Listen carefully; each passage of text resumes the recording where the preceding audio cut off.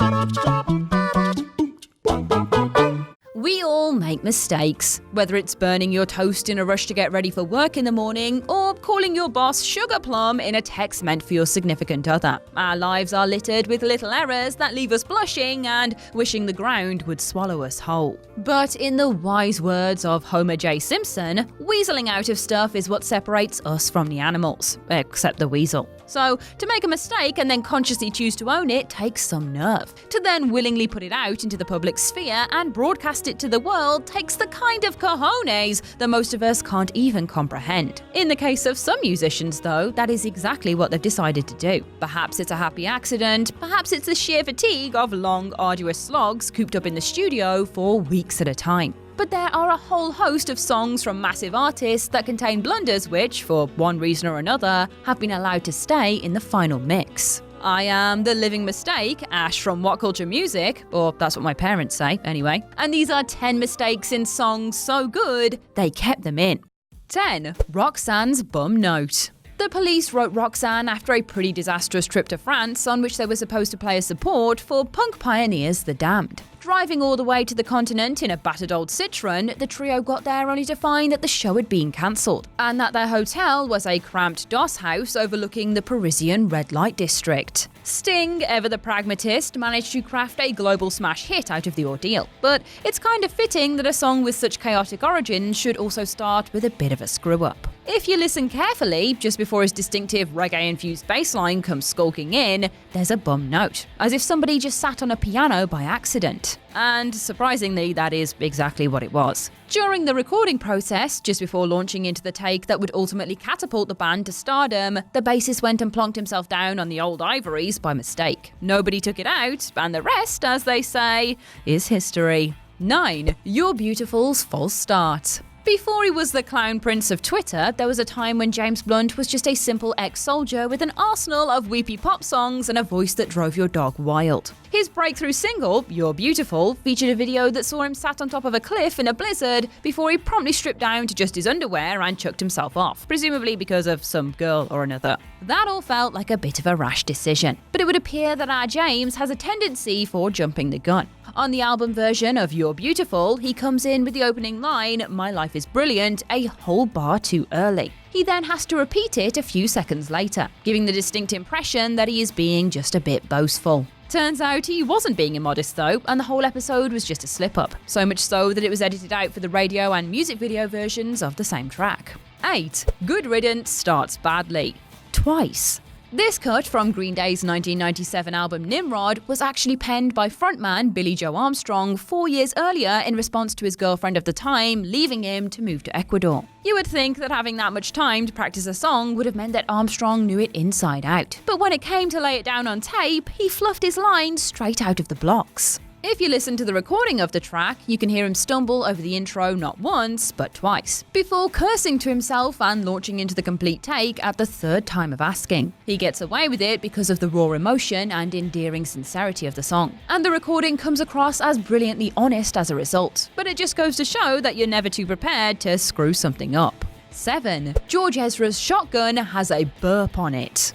They say manners cost nothing, but clearly nobody has told George Ezra. The singer-songwriter has become one of Britain's most successful exports in recent times, and a lot of that is down to the success of infectious hit single Shotgun. With its simple beat and blindingly bright melody, it was always destined to get toes tapping and heads bobbing, and effortlessly embodies a laid-back, summery vibe. But maybe George had one too many Pims and lemonade before he got in the old recording booth, because just as he goes into the second verse, he lets out an almighty belch at about a minute in. Credit to the producer, it's mixed well and passes you by pretty easily if you're not listening for it, but it is there and it is unmistakable. The lad from Bristol might have built a solid career for himself off the back of a voice that sounds like liquid gold, but it would appear that he also has an altogether gassier side too. 6. Master of Puppets has a messed up solo. Everyone has that sweaty grebo in their life that worships Metallica, who love nothing more than blasting the Black Album on repeat, practicing their Hetfield wails at inappropriate volumes, and reminding you just how well Kirk Hammett could make a guitar bleed. But how do you explain old Kirky screwing up the last solo in Master of Puppets then, grebos? How do you explain that? To be fair to Hammett and bandana-wearing metalheads the world over, the metal gods styled this one out pretty nicely. But legend has it that when the final face-melting piece of shreddery was laid down on record, the Axeman inadvertently pulled the top string off the fretboard of his guitar, leading to a super high-pitched, siren-like wail. Rather than beating himself up about it though, Kirk and the boys decided they liked the unorthodox sound and elected to keep it. Thus was born one of the most iconic moments of one of the most iconic metal songs of all time. 5. I Saw Her Again's infamous mistake. The central message of the Mamas and the Papas I Saw Her Again might not be one of the most wholesome. It's about a guy knowingly stringing a woman on despite the destruction it causes, but it is an all-time classic. It's also one of those songs with a truly compelling backstory, as it's about singer Denny Doherty's affair with fellow band member Michelle Phillips, who was married to the other male singer John Phillips. Talk about a Fleetwood Mac dynamic. All moral mistakes aside, the song also includes an actual mistake at the start of the third chorus. Denny Doherty appears to start singing early and stop, so we get I saw her again last night. It wasn't actually the singer's fault, it was an editor, but it is notorious all the same. 4. Kurt Cobain jumped his cue on Polly.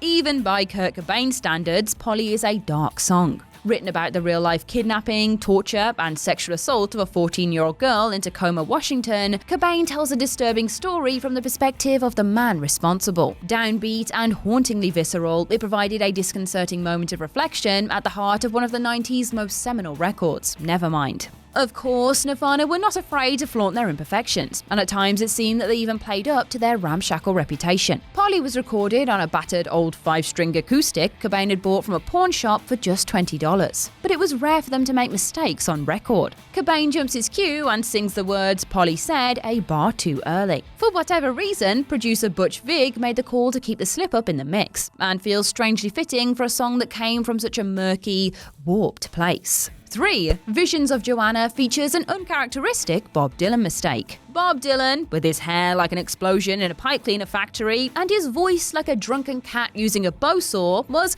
probably always going to be on this list. Incredibly though, the godfather of ramshackle folk himself is not to blame for his inclusion. On Visions of Johanna, a famous cut from legendary album Blonde on Blonde, it's Dylan's bassist, Joe South, who drops the ball a little, even if it is for the briefest of moments. South is ambling along with a typically wonderful, soulful bass line to accompany the singer's beatnik ramblings, when, around the 158 mark, he gets it very, very wrong. For a split second, it sounds as if he's playing a different song entirely as he fumbles up and down the fretboard looking for the right note to put him back on track. Whether Dylan thought he could get away with leaving it on and nobody would notice, joke's on you, Bob, or whether he kind of liked the jarring quality that snaps the listener's attention back into focus, nobody will ever really know. But one thing is for certain. There's no way South meant to do it. 2. Just What I Needed loses its rhythm. Drummers get a bad rap sometimes, and listening to the Cars' breakout 1978 hit, Just What I Needed, you can kind of understand why. There's an old joke that all the people behind the kit have to do is be able to count to 4, but David Robinson calls this into question. On the face of it, there is not much room to get wrong here. It's a simple beat in a mid-tempo pop-rock album in which all the attention is on that punchy riff and the killer chorus melody. And yet somehow, Robinson manages to have an absolute nightmare. For reasons that only he will ever properly know, halfway through the third verse, the drummer starts hitting his snare on the first and third beat of every bar, as opposed to the second and fourth. The effect is downright odd, throwing the listener completely and shifting the whole vibe of the song instantly into much choppier waves. The band liked the mix-up though, so much so that they decided to keep it, again for reasons only they will probably ever know.